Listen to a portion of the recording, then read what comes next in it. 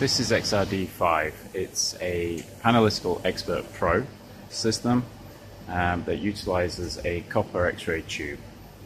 It's currently running at 40 kilovolts, 40 milliamps, which is 1.6 kilowatts in power. If we open the cabinet, we can see inside that we have the copper X-ray source here, which produces a line source which travels down through a set of solder slits into programmable divergence slits, which we call automatic divergence slits, which are located here. From the divergence slits, it goes through a beam mask and an anti-scatter slit, and then to the sample position here.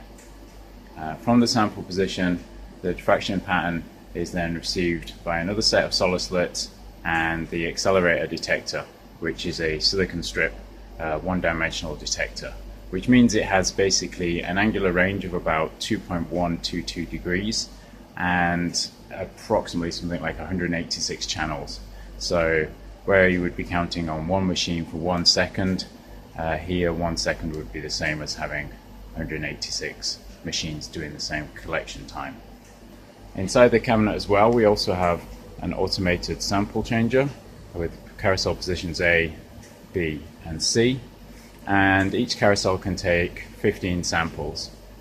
So we can take 45 samples in total, and the robot will select the sample and load it into the holder as per a predefined program. The piece of metal you can see here, this is a beam knife or an anti-scatter knife, which helps reduce air scatter at low angles. And these two objects here, these are actually the beam masks. There's a 5mm mask and a 20mm mask there, which means inside the system there is actually a 10mm mask at the moment. The automatic divergence slit allows us to control the illuminated or irradiated length, if you wish, of the sample when it's inside the machine by changing the slit size in relation to the source angle, which you can call omega. We can control how much of the sample is illuminated at any point in time. So in a fixed divergence slit machine, this will change throughout the measurement, but on this system, when we use automatic divergence slit mode, then the illuminated area is kept constant. Now, by doing that, that means the intensity ratios will be different to a fixed divergence slit data set, so the data will need to be converted for comparison purposes. The masks, as I've shown you, at 5, 20, and 10, they control the illuminated height. It's sort of a strange nomenclature, but the sample, what we may think of as width, is considered as height.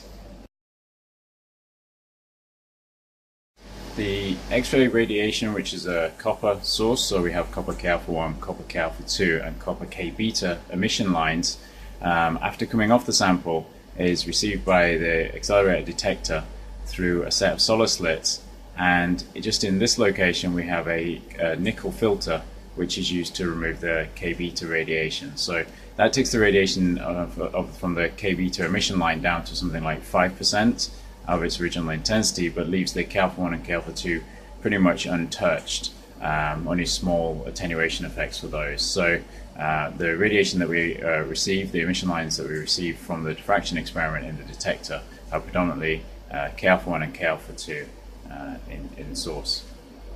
The XRD5 sample position robot can accommodate a whole range of samples, from backloading sample holders, solids that can be loaded into these monolith holders, to using small quantities using these zero or low background silicon wafers as well.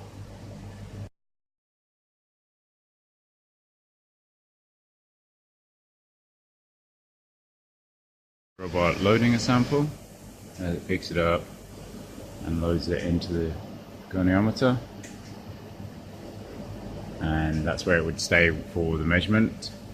So now I've got a sample loaded into the machine. You can see the sample location here quite clearly, and this is a theta goniometer, so the source and the detector can both move either independently of each other or together, and the sample stays on a fixed position, but it can rotate in the horizontal plane to help with homogeneity issues and preferred orientation. This is the system unloading and replacing the sample